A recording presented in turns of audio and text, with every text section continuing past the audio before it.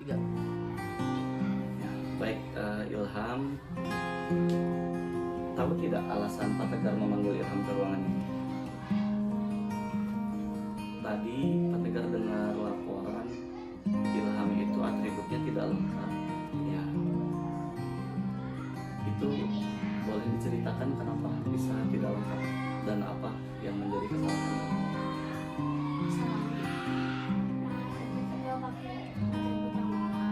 Apa? Kaos kaki.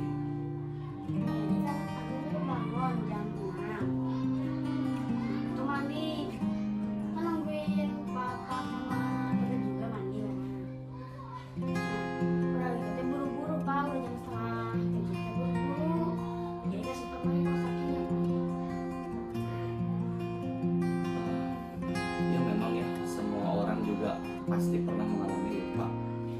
Nah, kira-kira menurut Ilham, keyakinan dan kepercayaan apa yang sudah Ilham langgar? Tidak memakai atribut yang lengkap, berarti berpakaiannya kurang sesuai ya? Sesuai. Nah,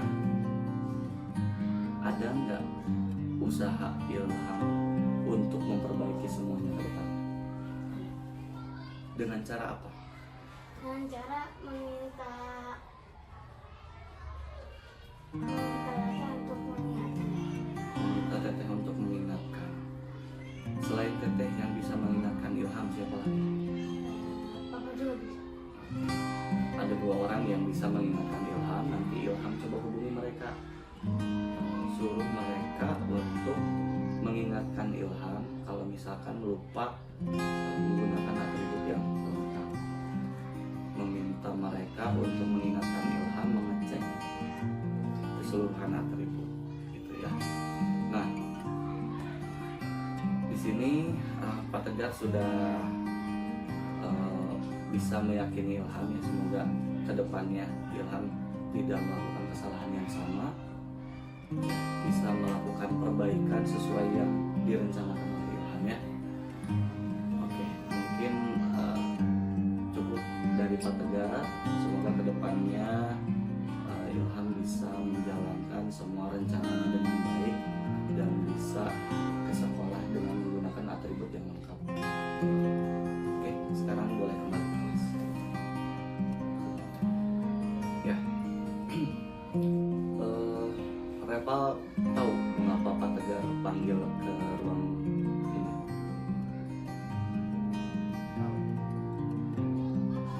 Tadi Pak Tegar dapat laporan nih kalau Reval itu datang ke sekolahnya setengah 8 ya. Benar? Bisa diceritakan kenapa bisa terlambat setengah jam? Tadi kan waktu di rumah biasakan pakai baju terlebih dahulu, terus nungguin bapak suka antar jemput apa, bapak datangnya jam 7-an, terus langsung berangkat ke sekolah Pak. Memang bapaknya dari mana? Dari Bogor Sari. Dari Gunung Sari. Lumayan ya, Jauh. Ya memang setiap orang pasti pernah mengalami kesalahan, setiap orang pasti pernah lupa, sepenuhnya Reval yang salah ya, karena Reval menunggu ayah mungkin ya yang menjemput dari Punggursari itu kan beda kecamatan, lumayan jauh ya. Nah, tapi tetap aja kan ada hal lain yang bisa Reval lakukan agar tetap datang tepat waktu. Nah, menurut Reval, keyakinan apa atau kepercayaan apa yang sudah dilanggar? Yang dilanggar. Iya, Kenapa? berarti yang dilanggarnya adalah ketepatan waktu. Nah, untuk kedepannya, apakah Reval bisa memperbaiki itu semua? Bisa. Dengan cara apa? Paling di samping rumah kan ada rumah uang ya, Pak. Paling minta antar ke rumah. Oh, ya. Jadi minta antar ke UA yang dekat dengan rumah ya, sehingga tidak usah menunggu begitu. Ada yang bisa membantu mengingatkan Reval nanti? Ada Siapa? ayah atau mama. Ayah atau mama yang bisa mengingatkan Reval untuk menghubungi UA ya, iya, supaya Revalnya tidak lupa. Nanti setiap hari mungkin kalau misalkan memang ayahnya terlambat untuk datang, Reval diingatkan oleh ibu untuk segera menghubungi UA. Jadi Pak Tegar bisa meyakini Reval ya, bahwa kedepannya Reval bisa memperbaiki ketepatan waktu Reval. Oke, kalau begitu terima kasih. Semoga kedepannya bisa berjalan dengan baik sesuai rencana Reval ya. Sekarang bisa kembali ke kelas.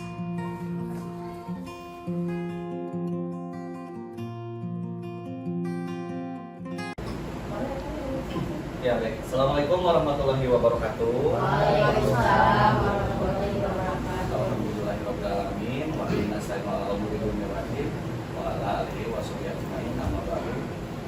Puji syukur kita panjatkan kehadirat Allah karena kita diberi kesempatan untuk mengikuti kegiatan diseminasi terkait materi budaya positif di sekolah.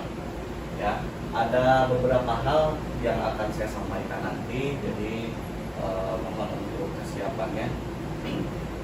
Tak lupa selawat serta salam semoga tercurah limpahkan kepada junjungan Allah Habibana wa Nabiyana Muhammad sallallahu alaihi wasallam. Baik, saya tidak akan berpanjang lebar, tapi sebelumnya saya ucapkan terima kasih atas kesediaan waktunya. Baik, di sini ada 6 materi inti pada materi budaya positif. Nah, untuk yang pertama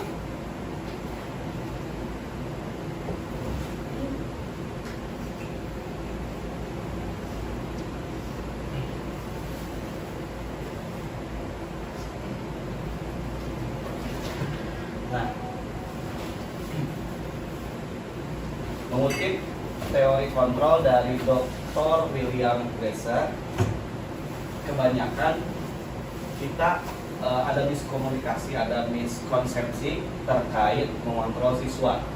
Nah, yang pertama, ilusi guru mengontrol murid. Jadi kita beranggapan bahwa kita seorang guru dapat mengontrol murid. Itu ternyata hanya sebuah ilusi, ya, tidak kenyataan. Kemudian ilusi bahwa semua penguatan positif itu efektif dan bermanfaat.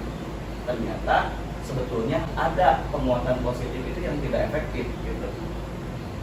Selanjutnya, yang ketiga, ada ilusi bahwa kritik dan membuat orang lain merasa bersalah itu dapat menguatkan karakter. Itu hanya sebatas ilusi, ya. Yang terakhir, ilusi bahwa orang dewasa itu memiliki hak untuk memaksa. Ya, di sini mungkin catatannya memaksa siswa gitu. Kita sebagai orang dewasa dapat memaksa siswa untuk melakukan apa yang kita inginkan. Itu hanya sebuah ilusi. Nah, selanjutnya ini akan dijelaskan kalau ini ilusi akan dipaparkan di materi-materi selanjutnya. Nah, kita pelajari dulu makna kata disiplin. Ya, ketika kita mendengar kata disiplin, yang terbayangkan di benak kita beragam ya. Mungkin ada yang aturan, tata tertib, kepatuhan terhadap aturan. Nah, kata disiplin juga sering dihubungkan dengan hukuman. Padahal sesungguhnya itu berbeda, ya. Karena belajar tentang disiplin positif itu tidak harus dengan memberikan hukuman. Gitu. Justru itu adalah salah satu alternatif terakhir. Ya, kalau betul-betul tidak bisa dilakukan pendisiplinan positif, pemberian hukuman itu adalah alternatif terakhir. Oke. Nah, kemudian kita beralih ke nilai kebajikan. Di sini ada 6 institusi dan organisasi yang memaparkan terkait nilai-nilai kebajikan. Seperti yang sudah kita ketahui, untuk institusi organisasi profil pelajar Pancasila ada 6 nilai kebajikan. Beriman, bertakwa kepada Tuhan Yang Maha Esa dan berakhlak mulia, mandiri, bernalar kritis, berkebinekaan global, bergotong royong, dan kreatif. Mungkin kita bisa hafal dengan lagunya ya. Ada yang bisa memimpin nyanyikan lagunya? Sambil ini ya, sambil ice breaking, coba menyanyikan lagu profil pelajar Pancasila. Kita menyanyikan bersama-sama. 1, 2, 3. Belajar Pancasila, beriman dan bertakwa pada Tuhan Yang Esa dan berakhlak mulia, berkebinekaan global, gotong royong mandiri, kreatif dan bernalar kritis. Oke. Jadi sebetulnya dengan menggunakan lagu kita akan lebih mudah atau lebih cepat mengingat poin-poin ini ya.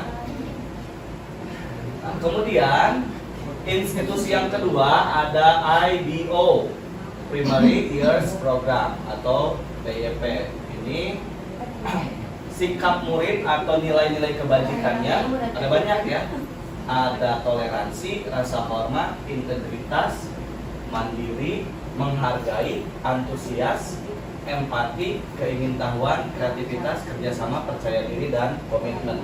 Sebetulnya dari nilai-nilai kebajikan ini juga ada yang saling berkaitan dengan tadi profil pelajar Pancasila. Oke, kemudian untuk yang ketiga ada 9 pilar karakter. Yang pertama, cinta Tuhan dan segenap ciptaannya. Itu sama seperti profil pelajar Pancasila yang pertama ya. Kemudian kemandirian dan tanggung jawab. Selanjutnya ada kejujuran atau amanah dan diplomatis. Ada hormat dan santun. Kemudian dermawan, suka menolong dan gotong royong. Percaya diri, kreatif dan pekerja keras. Kepemimpinan dan keadilan, baik dan rendah hati, serta toleransi, kedamaian dan persatuan. Nah, untuk organisasi yang ketiga, ini ada petunjuk seumur hidup dan keterampilan hidup. Nah, untuk keterampilan hidup ada 5 poin nilai kebajikan, yaitu dapat dipercaya, lurus hati, pendengar yang aktif, tidak merendahkan orang lain, memberikan yang terbaik dari diri. Kemudian petunjuk hidupnya lebih banyak sekali ya. Nah, kurang lebihnya nilai-nilai kebajikan ini itu akan digunakan pada saat kita memberikan pembelajaran kepada siswa. Jadi harus ada nilai kebajikan yang kita tuju, karakter yang diharapkan, yang ingin kita berikan kepada siswa itu apa, karakter apa yang ingin diterapkan oleh siswa itu, karakter yang mana. Nah, sebetulnya kalau bisa ya memang semua karakter ini, nilai-nilai kebajikan ini dimiliki oleh siswa gitu ya. Tapi tidak bisa sekaligus, jadi ada tahapan-tahapannya. Mana dulu yang sekiranya dapat dilakukan oleh anak kelas 1 SD, mana yang anak kelas 2 SD dan selanjutnya. Kemudian untuk yang kelima ada organisasi, the 7 essential virtues. Ada 7 ya, empati, suara hati, kontrol diri, rasa hormat, kebaikan, toleransi, dan keadilan. Dan yang terakhir, the virtues project. Ini ada banyak sekali nilai-nilai kebajikan yang sebetulnya perlu dimiliki oleh kita juga, perlu dimiliki oleh siswa juga. Gitu. Ini untuk materi yang pertama, yaitu disiplin positif. Nah, kemudian kita masuk ke materi yang kedua, yaitu teori motivasi, hukuman dan penghargaan serta restitusi. Nah, seorang manusia melakukan sesuatu ada 3 motivasi dasar. Ya, yang pertama karena dia takut atau ingin menghindari hukuman, menghindari ketidaknyamanan. Ya. Yang kedua, motivasinya adalah untuk mendapatkan penghargaan atau imbalan dari orang lain. Dan yang ketiga, untuk menjadi orang yang mereka inginkan dan menghargai diri sendiri dengan nilai-nilai yang mereka percaya. Menurut Ibu dan Bapak, dari ketiga motivasi ini, mana yang lebih baik dimiliki? Apakah motivasi karena takut dihukum, ataukah motivasi karena ingin mendapatkan imbalan atau penghargaan, atau yang ketiga, motivasinya karena ingin menjadi orang yang mereka inginkan dan menghargai diri sendiri dengan nilai-nilai yang mereka percaya? Menghargainya diri sendiri. Poin yang ketiga ini adalah yang paling ideal. Tetapi sebetulnya mungkin kita juga mengalami ya motivasi yang kita lakukan untuk misalkan mengajar itu ya karena takut dihukum, takut kena peringatan SP gitu ya, takut karena ingin mendapatkan imbalan atau penghargaan. Nah, kebanyakan itu. Namun seiring berjalannya waktu kita harus berproses. Kita harus berproses sehingga motivasi yang kita keluarkan itu adalah untuk yang poin nomor 3, gitu, agar menjadi orang yang kita inginkan, gitu, sesuai dengan nilai-nilai yang kita percaya. Itu untuk motivasi. Kemudian di sini ada hukuman, konsekuensi, dan restitusi.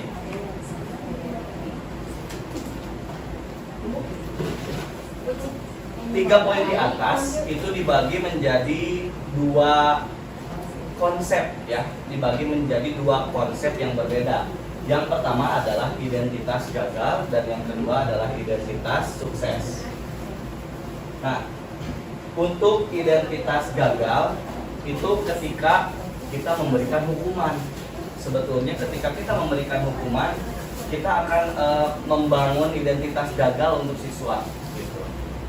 Nah, untuk membangun identitas sukses dari diri siswa, kita harus menerapkan yang 2 ini, yaitu konsekuensi dan restitusi.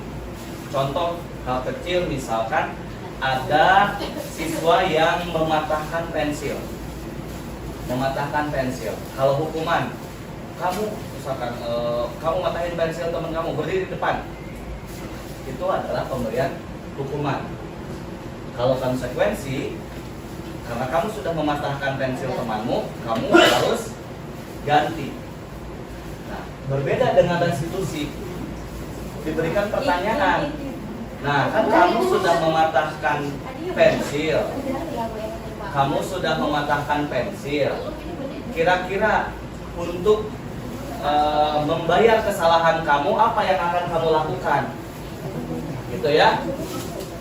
Jadi perbedaan konsekuensi dengan restitusi sebetulnya untuk mendisiplinkan, tetapi perbedaannya konsekuensi itu tetap memaksa. Kamu patahin pensil, maka kamu harus ganti. Gitu. Itu sesuai. Tapi kalau hukuman itu kadang tidak sesuai. Kamu matahin pensil, berdiri di depan. Nah, itu kan tidak sesuai hukuman dengan kesalahan yang dibuat oleh siswa. Sedangkan untuk restitusi itu diberikan pilihan kepada anak itu. Nah, kamu sudah melakukan kesalahan. Kamu sudah melakukan kesalahan, mematahkan pensil temanmu. Kira-kira untuk memperbaiki kesalahan kamu itu apa yang kamu lakukan? Apa yang harus kamu lakukan? Anak yang memberikan jawaban, oh iya saya harus ganti pensilnya. Nah, karena jawaban itu muncul dari diri siswanya, maka restitusi ini adalah pendisiplinan yang paling ideal. Karena dia mempunyai pilihan. Dia mempunyai pilihan. Sedangkan konsekuensi tetap memaksa ya. Gitu.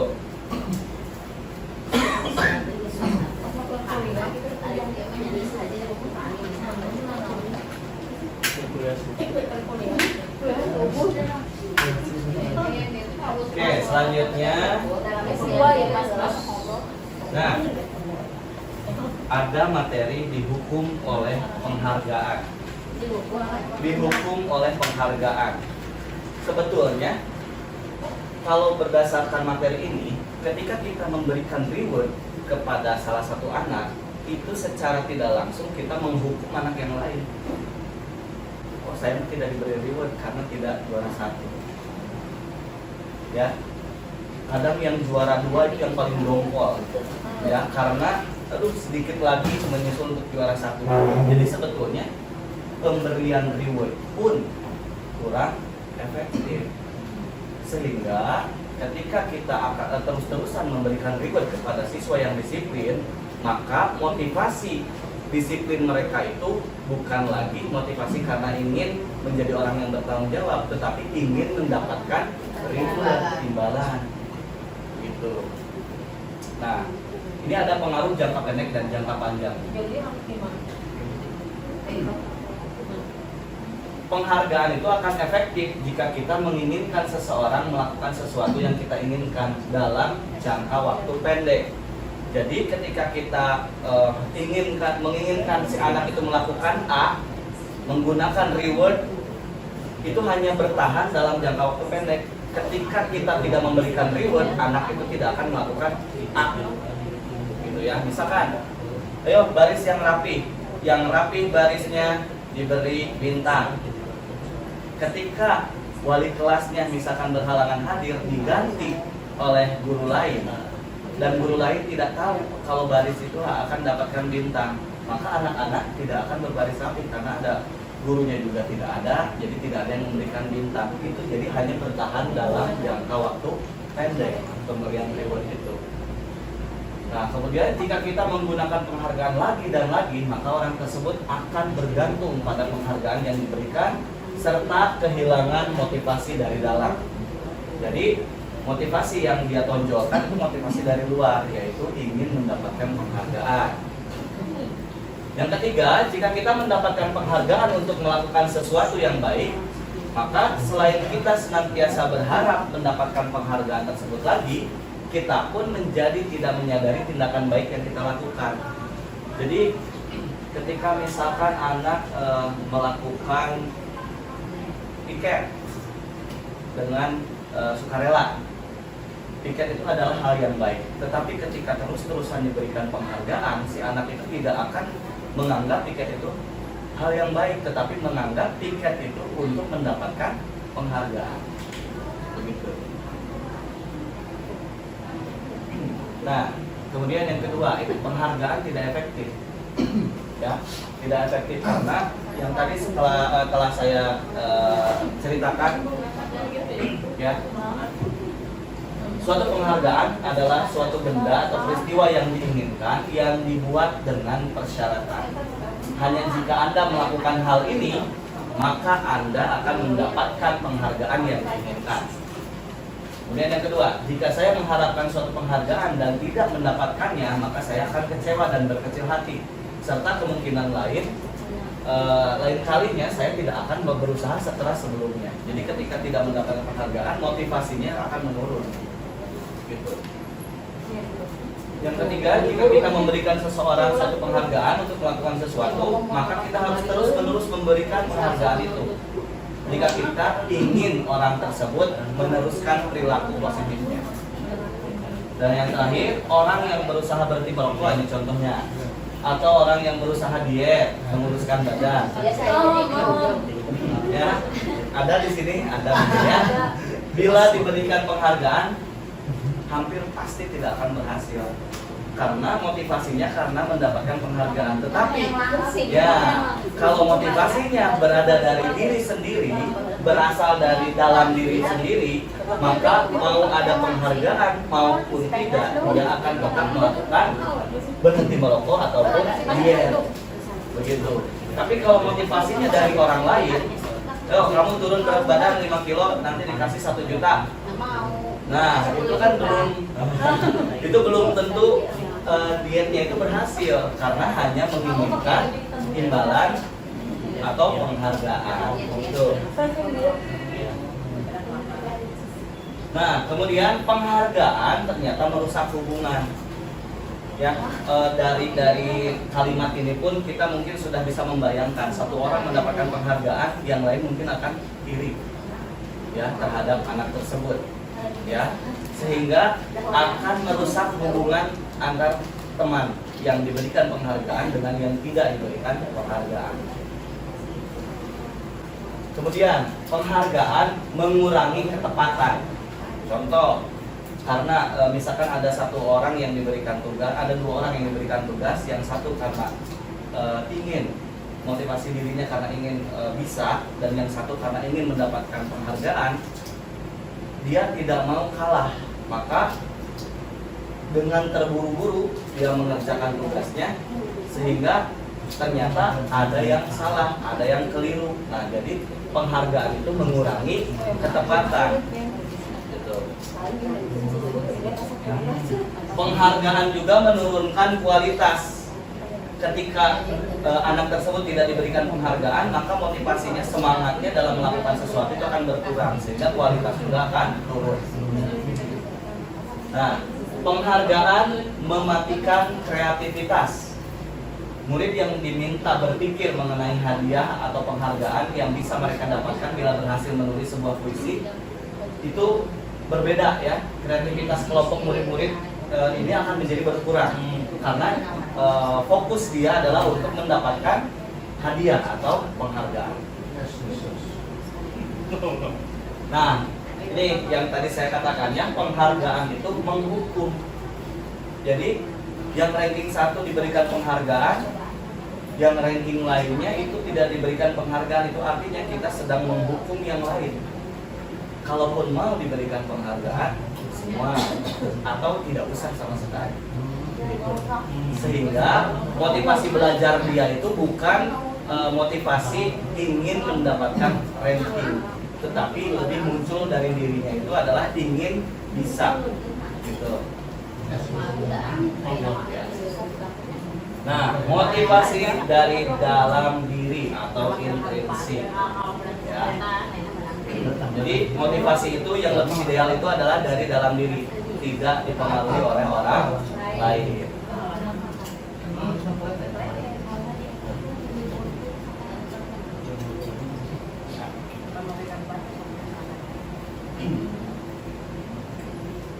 Selanjutnya, di sini kita akan membahas tentang restitusi. Ada yang pernah mendengar sebelumnya, sebelum hari ini saya memberikan materi, apakah ada yang sudah mendengar kata restitusi? Belum.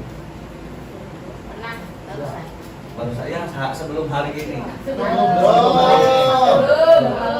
Nah, restitusi itu adalah sebuah pendekatan untuk menciptakan disiplin positif. Ya, untuk menciptakan disiplin positif. Ini ada sebuah pertanyaan. Dalam sebuah acara pesta ulang tahun, teman Anda memecahkan gelas. Apakah Anda akan membiarkan dia membayar harga gelas yang dipecahkannya? Dari Shopee. Tidak. Beli? tepuk semangat itu. Bayar lagi? Kalau temannya kelasnya pecah sih. Kalau teman kita memecahkan gelas di pesta kita, apakah kita akan membiarkan dia membayar harga gelas tersebut? Bayar lah. Tidak. Tidak. Jadi ikhlas gitu. Ikhlas. Nah, Nanti dihajar. bayar. Bayar aku. Oke. Mungkin ada yang berpandangan ini harus bayar, harus diganti. Yang ini sudah ikhlaskan saja. Nah, ini bila ada seorang berbuat salah pada kita, ketika mereka menawarkan sebuah tindakan untuk memperbaiki kesalahan mereka, kemungkinan besar jawaban adalah akan menolak. Udah nggak usah, udah biarin aja. Nah, kebiasaan kita selama ini langsung memaafkan, ya kan? Udah nggak apa-apa, biarin aja, langsung memaafkan. Bahkan kita melakukan sesuatu yang membuat mereka tidak nyaman atau merasa bersalah. Kita cenderung fokus pada kesalahan, ya, daripada mencari cara bagi orang yang berbuat salah itu untuk memperbaiki diri. Jadi kita itu hanya berfokus kepada gelas yang pecahnya, bukan kepada kenapa gelas itu bisa pecah, kecerobohannya kah, masalahnya itu apanya nih? Apakah memang dianya bercanda sehingga menyinggol gelas? Nah, itu yang harus diperbaiki, bukan gelasnya. Gitu, ya. Tapi kita seringnya itu fokus itu kepada gelasnya, gelas yang pecahnya. Nah, berarti ya. Nah, itu adalah materi dalam restitusi untuk menciptakan disiplin positif. Oke. Ya. Selanjutnya, di sini kita akan belajar tentang keyakinan kelas. Mungkin Bapak dan Ibu di kelas sudah membuat perjanjian di kelas sama anak-anak ya. Nah, di sini mungkin ada yang lebih ini lagi, lebih ideal lagi, yaitu membuat keyakinan kelas. Di sini ada caranya ya, tata caranya. Mengapa keyakinan kelas?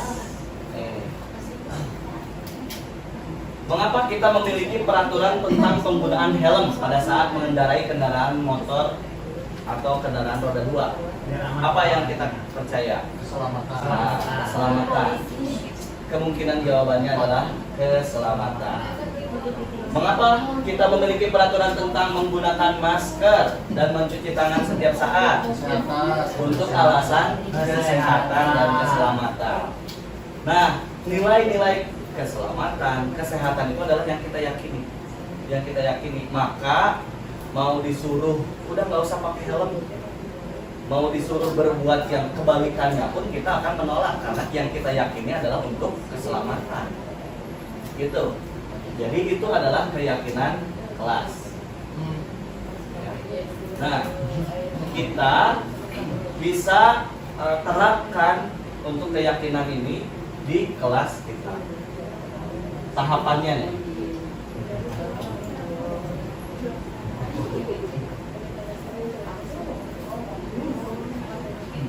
Nah, yang pertama kita harus tahu dulu nilai-nilai kebajikan yang tadi ya. Yang tadi ada banyak dari 6 institusi, ada 6 organisasi. Ada nilai-nilai kebajikan yang mana yang akan kita pilih, yang mana yang dapat siswa terapkan di kelas. Gitu. Kemudian disusun nilai apa saja yang akan dipilih. Nah, kemudian tentukan nilai-nilai kebajikan yang diinginkan, kemudian dijadikan perhatian utama di sekolah Anda. Nah, kita jangan sampai ketika membuat keyakinan kelas hanya satu arah, tetapi kita minta juga pendapat dari siswa. Kemudian sempurnakan beberapa daftar nilai, bahas kembali di dalam kelompok, lalu buatlah posternya untuk ditempelkan di kelas. Nah, kemudian kita dalam membentuk keyakinan sekolah atau keyakinan kelas di sini, keyakinan kelas itu kan bersifat abstrak ya. Tadi keselamatan, kesehatan bersifat abstrak, tidak konkret ya. Daripada peraturan itu kan lebih konkret karena ada sanksinya. Kalau peraturan itu ada sanksinya, tetapi kalau keyakinan itu lebih bersifat abstrak. Kemudian keyakinan kelas juga biasanya pernyataannya universal atau umum, ya. Pernyataan keyakinan kelas senantiasa dibuat dalam bentuk positif. Ya, berarti tidak ada kalimat negatifnya, tidak ada kalimat yang menghukumnya atau sanksinya gitu ya. Nah, keyakinan kelas hendaknya tidak terlalu banyak sehingga mudah diingat oleh semua warga kelas. Keyakinan kelas sebaiknya sesuatu yang dapat diterapkan di lingkungan tersebut. Jadi yang sekiranya memungkinkan dapat diterapkan di sini. Nah, semua warga kelas hendaknya ikut berkontribusi dalam pembuatan keyakinan kelas lewat kegiatan curah pendapat. Lalu meninjau kembali keyakinan kelas dari waktu ke waktu. Jadi ada monitoring dari waktu ke waktu. Apakah keyakinan kelas itu dapat dilaksanakan dengan baik atau tidak di kelas?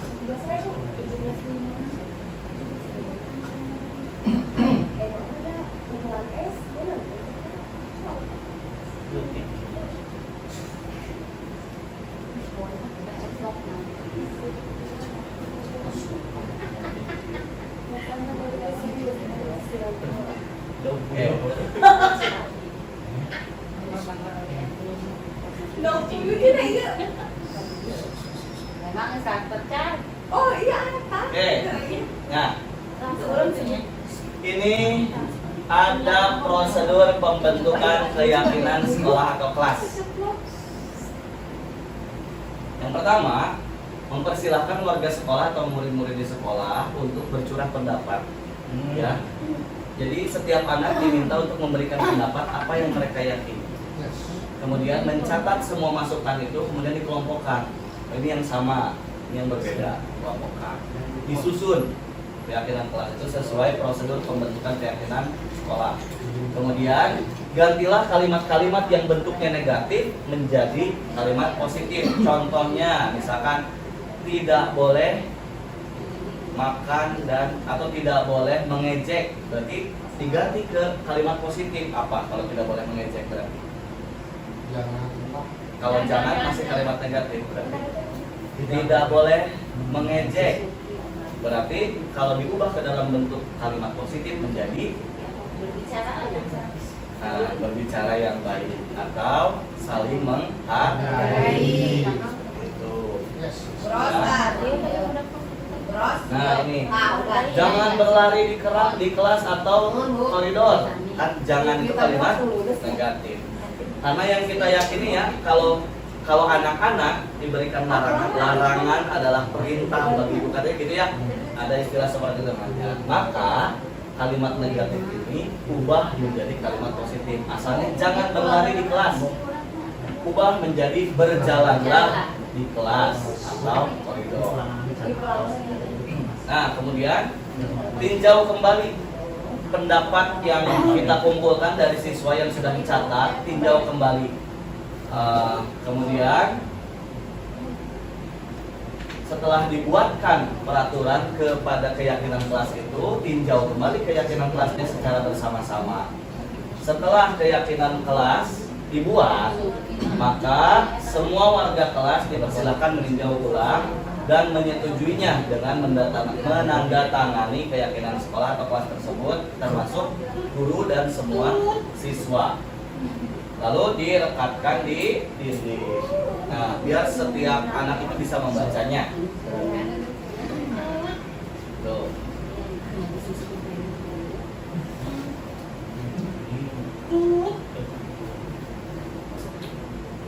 Nah, kita bisa membuat tabel ini untuk membuat keyakinan kelasnya.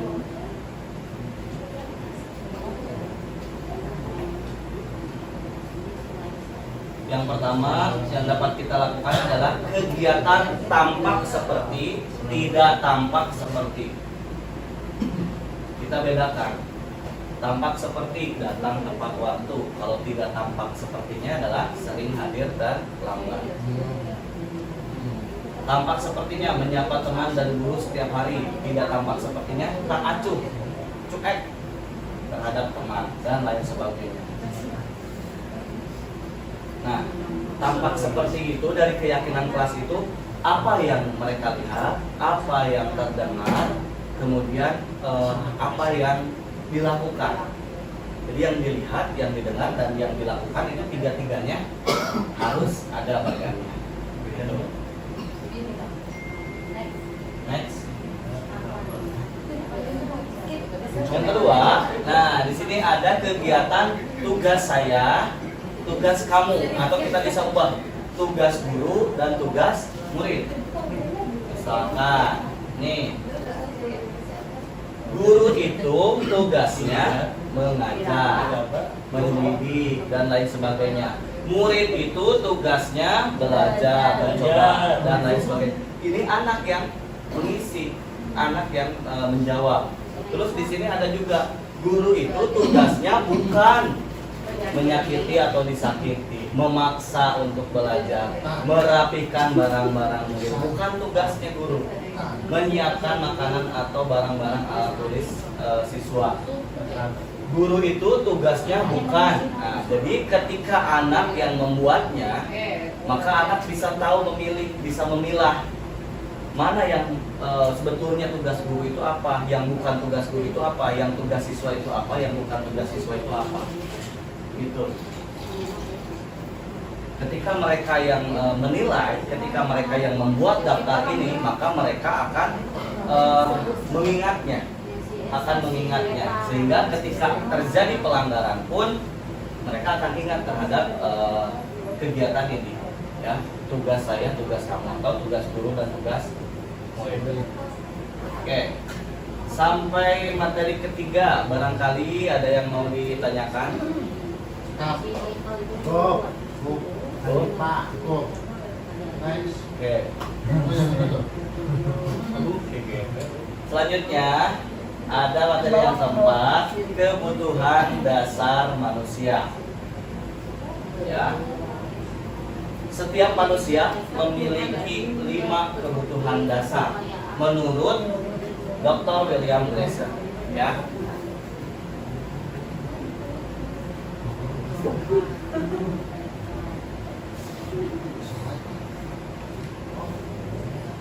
Lima kebutuhan dasar manusia yang pertama adalah kebutuhan untuk bertahan hidup.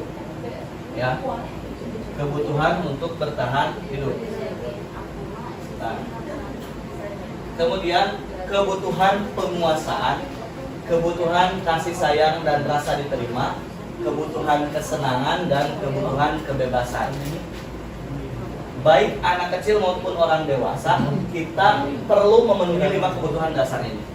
Jadi, ketika ibu dan bapak menemukan siswa yang bermasalah atau melakukan pelanggaran terus-menerus, kita harus bisa menganalisis apakah dari 5 kebutuhan dasar ini anak ada yang tidak terpenuhi atau tidak, sehingga dia mencurahkannya itu di sekolah. Contoh, ketika anak yang di rumahnya tidak terpenuhi rasa kasih sayang dan rasa diterima, maka di sekolah dia akan cari perhatian dengan usil kepada temannya. Ya. Bila ya, itu juga kalau untuk perhatian mungkin gitu ya, usil ya. Apa dia masukin motor? Nah, kemudian penguasaan.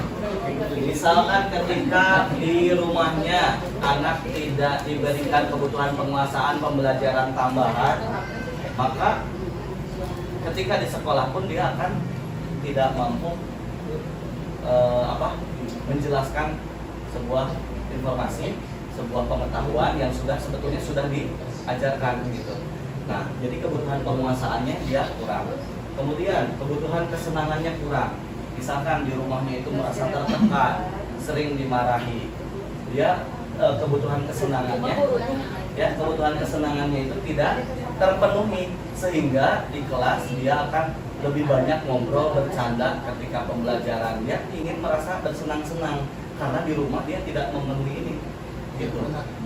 Kebebasan pun sama ya. Jadi ketika kita menemukan masalah dalam diri siswa, kita harus tahu kebutuhan yang mana yang tidak terpenuhi. Setelah kita tahu kebutuhan mana yang tidak terpenuhi, maka kita bisa mencarikan alternatif solusinya. Ya. Nah, ini contohnya. Yang pertama, kebutuhan bertahan hidup. Ya, itu kebutuhan yang bersifat fisiologis. untuk bertahan hidup, contohnya kesehatan, rumah, dan makanan gitu ya. Mungkin karena di rumahnya makanannya asupan gizinya itu kurang, ketika di sekolah sering minta-minta ngambil makanan temennya, itu karena kebutuhan bertahan hidupnya tidak terpenuhi di rumah, begitu. Kemudian tadi rasa kasih sayang dan rasa diterima, ketika mendapatkan pengakuan, nah berarti anak itu sudah mendapatkan kebutuhan tersebut, ya. Anak yang pendiam itu belum tentu tidak mampu. Kadang kita mah kebanyakan gitu ya, ini mah aktif, misalkan ini aktif nih, kayaknya bisa nih, padahal ada yang lain yang lebih mampu gitu. Atau misalkan ini mah anaknya hiperaktif, ini nggak usah diikut sertakan, susah diatur, padahal ternyata dia itu punya kemampuannya, punya kemampuan yang kita perlukan nih untuk lomba misalkan, ya. Pernah saya melakukan hal tersebut di sekolah saya dulu. Waktu itu ada anak yang memang autis, dia memang susah sekali diatur, tetapi guru-guru lain tidak memberikan kepercayaan untuk dia ikut lomba, tetapi saya berikan kepercayaan dan ternyata dia mampu. Gitu. Dia mampu mendapatkan juara 3 di tingkat kecamatan. Itu yang orang lain tidak ekspektasi dia itu bisa melakukan itu. Nah, kebutuhan itu kebutuhan penguasaan, yaitu pengakuan atas kemampuannya. Yang keempat ada kebebasan akan pilihannya.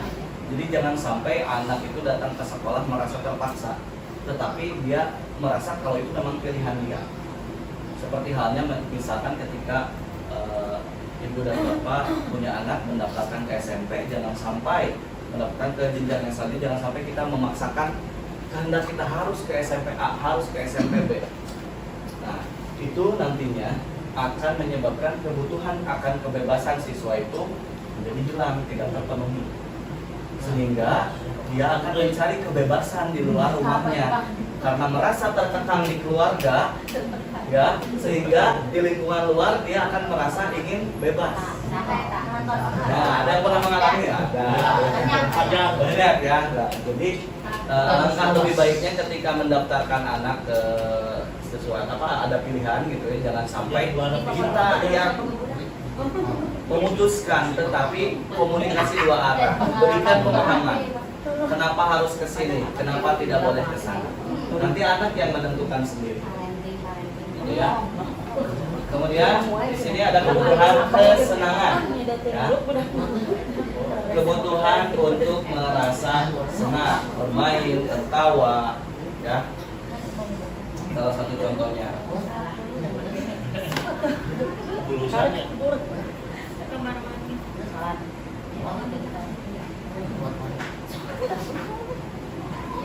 Coba ini dan bapak.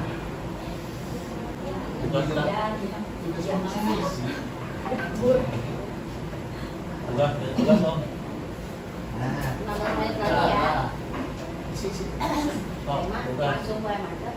Hah? Apa bu? Apa ya semangat? Enggak sih besok. Maunya mau. Oke, selanjutnya kita ke dunia berkualitas ya.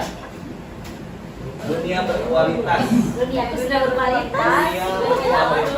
Ya, dunia berkualitas itu adalah tempat khusus yang ada di pikiran kita. Kita menginginkan dunia yang seperti apa? Nah, dia halu. Saya tuh pengennya seperti ini, pengen idealnya kayak gini, pengen kayak gini. Itu adalah dunia berkualitas kita, gitu ya. Jadi dunia berkualitas itu adalah tempat khusus dalam pikiran kita, tempat kita menyimpan gambar representasi dari semua yang kita inginkan, ya. Bisa berisi tentang orang-orang yang ingin kita temui, hal-hal yang ingin kita lakukan, atau benda-benda yang ingin kita miliki. Yang ada di pikiran kita itu adalah dunia berkualitas kita. Nah, lalu apa kaitannya? Kaitannya dengan materi ini, kita harus tahu juga dunia berkualitas yang diinginkan oleh anak itu seperti apa. Salah satunya dalam lingkup kecil, dunia berkualitas di kelas. Yang siswa inginkan itu pengen gurunya kayak gini. Ya. Nah, kemudian ketika kita sudah masuk ke dalam dunia berkualitas siswa, saya tuh pengen diajarnya sama ibu ini, saya pengen belajarnya sama bapak ini. Berarti, Saya nggak mau belajar sama Bu Tita. nah, berarti ketika kita sudah diakui oleh siswa, berarti kita itu merupakan sosok yang ideal bagi siswa tersebut, gitu ya. Nah, kita juga kan menginginkan ya, kita menginginkan di dalam dunia berkualitas siswa itu isinya bukan hal-hal yang hanya diinginkan oleh siswa saja, tapi hal-hal yang ada maknanya, yang memiliki nilai-nilai kebajikan itu ada di dalam diri siswa. Jangan sampai hanya dunia berkualitas siswa saya mah ingin bertemu misalkan artis Korea misalkan gitu ya. Itu kan hanya imajinasi dan tidak ada maknanya. Tetapi misalkan dunia berkualitasnya itu yang dapat menjadikan itu motivasi. Misalkan saya mah ingin menjadi artis seperti itu. Nah, otomatis kan ada motivasi dalam diri dia. Gitu, ya. Jadi bagaimana kita seorang guru dapat memasukkan hal-hal yang bermakna dan nilai-nilai kebajikan itu dalam dunia berkualitas siswa, sehingga yang mereka harapkan itu bukan lagi hadiah, yang mereka harapkan itu bukan lagi tidak dihukum, tetapi yang mereka harapkan itu, oh saya mah pengennya itu misalkan jadi orang yang bertanggung jawab, jadi orang yang peduli, sodakoh misalkan, rajin ibadah. Nah, ketika muncul nilai-nilai kebajikan tersebut di dalam pikiran siswa, di dalam dunia berkualitas siswa, itu akan menjadi motivasi positif, motivasi intrinsik, ya, sehingga motivasinya itu bukan lagi karena pengaruh dari luar, gitu. Ketika mengalami motivasi intrinsik, maka sedikit banyaknya siswa akan melakukan hal untuk mencapai tujuannya tanpa disuruh, tanpa dipaksa, tanpa diberi imbalan, tanpa diberi hukuman. Anak akan dengan sukarela menuju ke sesuatu yang dia harapkan di dalam dunia berkualitas mereka, gitu ya.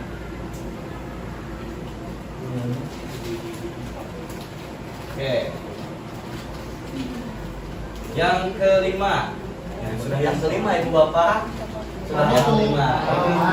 Ada restriksi, 5 posisi kontrol. Kita harus tahu, ya. Kita harus tahu nih, kita itu berada pada posisi yang mana? Apakah posisi penghukum? Apakah posisi pembuat merasa bersalah? Apakah posisi teman? Apakah posisi pemantau atau manajer? Nah, di sini siapa yang merasa sebagai posisi penghukum? Dung, penghukum. Yang merasa dirinya di posisi penghukum. Nih, contohnya. Ikuti aturan saya. Awas kalau tidak. Kamu masalah wae, kamu bangor wae, kamu makan terus. Nah, itu adalah sebagai posisi penghukum. Dengan nada suara tinggi, mata melotot, jari menunjuk, terlambat lagi, pasti datang terlambat. Kapan bisa datang tepat waktu? Nah, itu adalah posisi penghukum. Lalu hasilnya apa?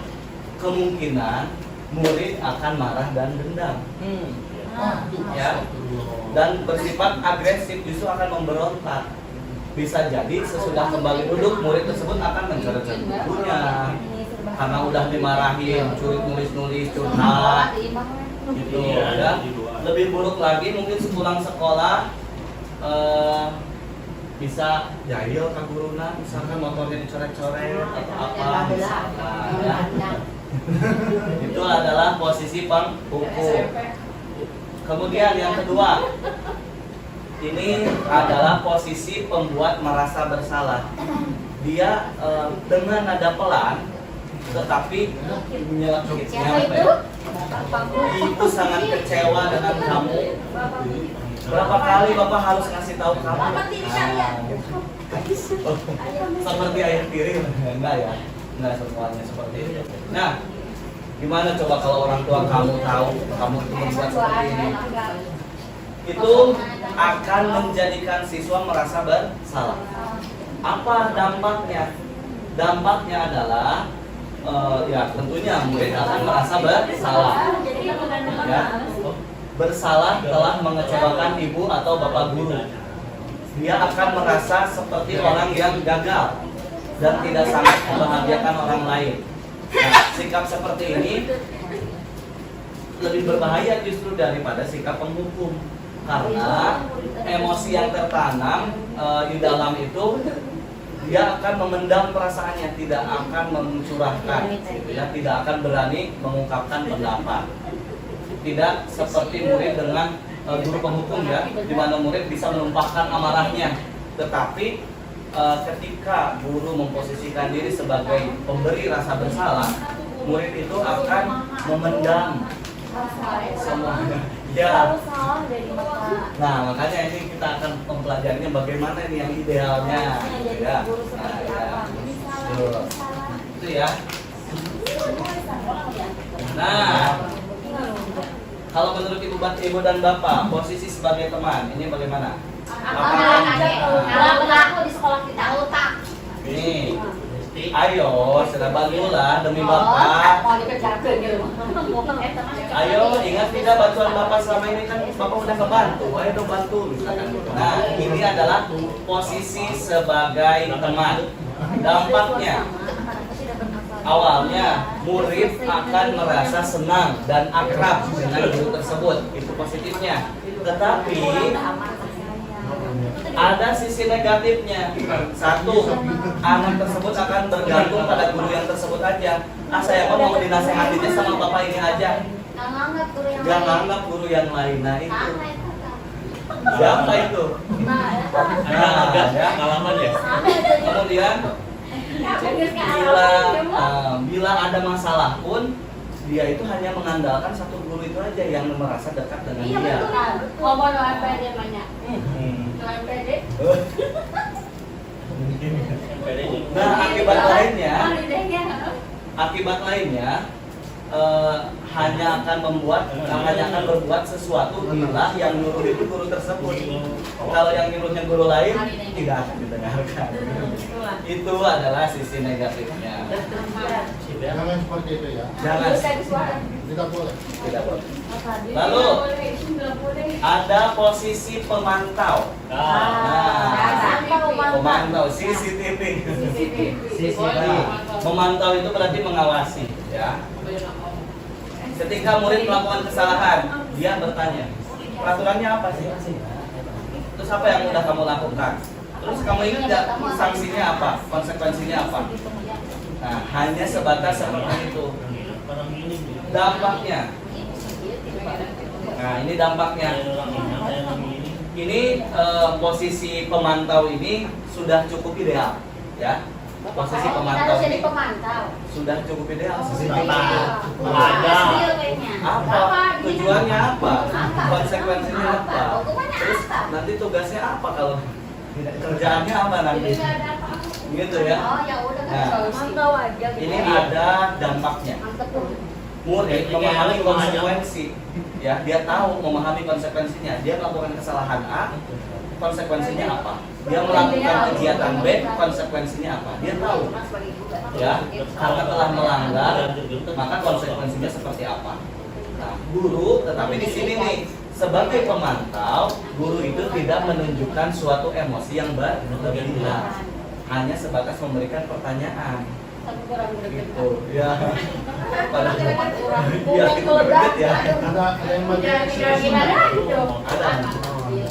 Nah, murid tetap dibuat tidak nyaman, tapi murid itu tetap dibuat tidak nyaman karena dia melakukan kesalahan dengan tanpa nada tinggi pun katanya posisi pemantau ini itu tetap membuat murid tidak nyaman karena oh iya saya itu harus melakukan konsekuensi ini. Oh iya, ketika datang terlambat berarti istirahatnya pun berkurang, mau tidak mau gitu ya. Gitu ya, guru tetap harus memantau murid pada saat mengerjakan tugas pada saat itu. Ketika anak itu melakukan konsekuensi tetap harus dipantau. Nah, ini yang paling ideal. Yang ke mana? Yang kelima. Ya. Posisi sebagai manajer. Punya bapak ya, Nah, tidak hanya kepala sekolah, guru pun sebetulnya bisa menjadi posisi manajer, ya. Nah, untuk posisi manajer ini contohnya ya, apa yang kita yakini, apa yang sudah kita sepakati di kelas. Apa kamu yakin dengan kesepakatan itu? Lalu kalau misalkan yakin nih kesalahan kamu mau tidak diperbaiki, kemudian kalau kira-kira apa? Nah, kira-kira seperti apa cara kamu memperbaikinya? Nah, itu adalah posisi sebagai manajer, gitu ya. Manajer, gitu ya. Nah, mungkin di sini termasuk saya pribadi untuk posisi manajer ini masih belum bisa gitu ya, sebelumnya belum pernah saya lakukan atau memposisikan diri saya sebagai posisi manajer. Mungkin baru sebatas posisi monitor atau pemantau. Mungkinnya karena saya sudah terlalu menghukum lagi, salah lagi, akhirnya paling itu pun kita hanya mencapai posisi pemantau ya. Nah, tetapi ternyata idealnya itu adalah kita sebagai posisi manajer. Nah, dengan cara apa?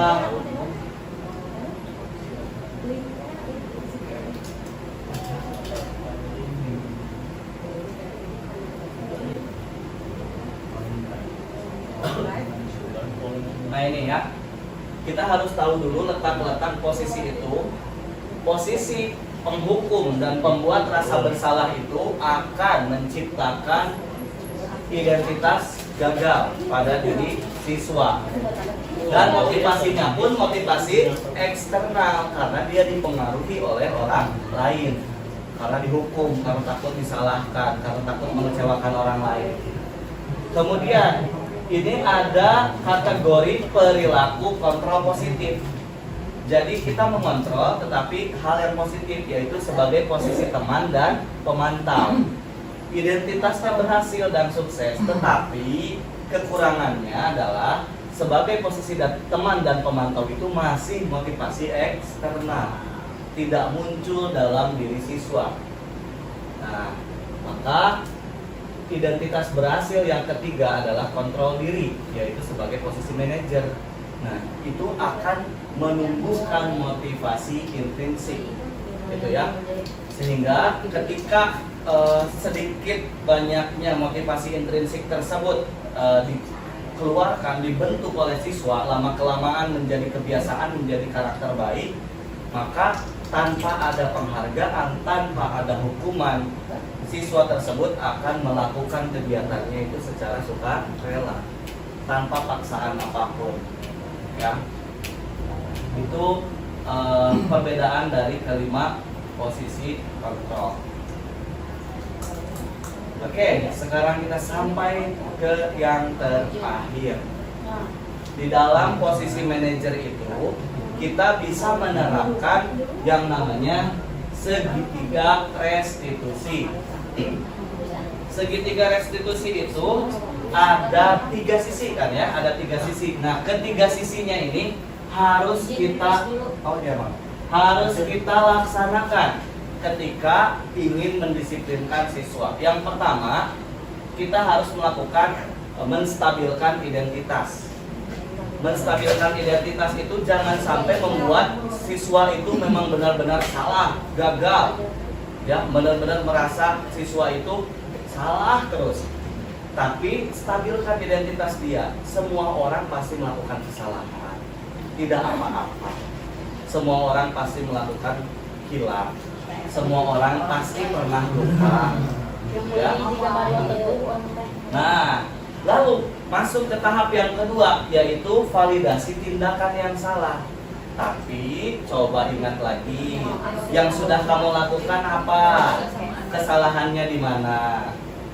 Nah, ada tidak tindakan lain yang lebih positif? Misalkan gini ya, ada yang berantem karena dia membela diri karena sudah diejek. Dia berantem. Kita tanya, dia tidak apa? Membela diri itu hal yang wajar bagi setiap manusia. Semua manusia pun pasti akan marah jika dirinya diejek. Lalu masuk ke validasi tindakan. Lalu apakah dengan memukul itu hal yang baik? Tidak. Ada tidak cara lain untuk melindungi diri kita, tetapi tidak dengan kontak fisik, misalkan tidak dengan memukul temannya. Oh, ada, misalkan kitanya pergi. Itu cara melindungi diri. Nah, lalu masuk ke tahap yang ketiga, ya. Yang ketiga itu adalah menanyakan keyakinan. Yang sudah kamu langgar, keyakinan yang mana? Lalu apa tindakan kamu untuk memperbaikinya? Itu teman kamu misalkan pipinya merah karena sudah dipukul. Apa tindakan perbaikannya? Apa rencananya? Misalkan anak menjawab minta maaf. Jadi bukan kita yang nyuruh minta maaf, bukan. Tetapi anak yang memberikan jawaban tersebut. Apa nih tindakannya nih? Kamu sudah melakukan kesalahan. Ya, kita berikan stimulus ke anak. Anak yang merespon, bukan kita berikan perintah. Itu ada dalam segitiga restitusi. Walaupun memang berat ya, terasa berat. Kayaknya greget dah. Kalau misalkan melakukan segitiga restitusi, greget sekali ya, tera-tele. Tetapi memang tujuannya adalah untuk memunculkan motivasi intrinsik untuk melakukan disiplin positif. Kalau disiplin positif itu sudah membudaya, maka sekolah kita sudah berhasil memunculkan budaya positif. Ya. Oke.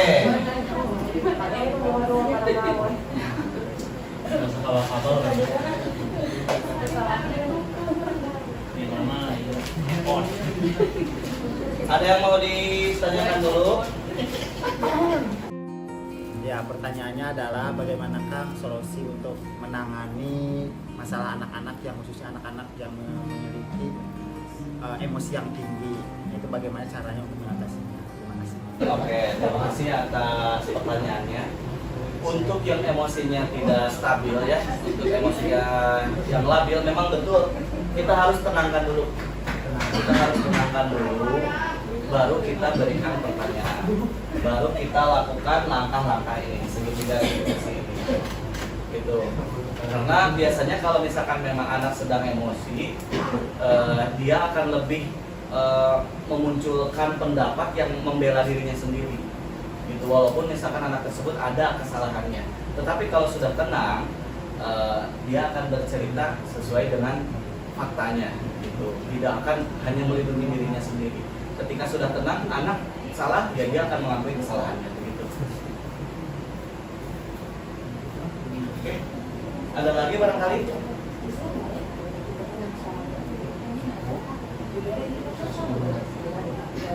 Begitu ya?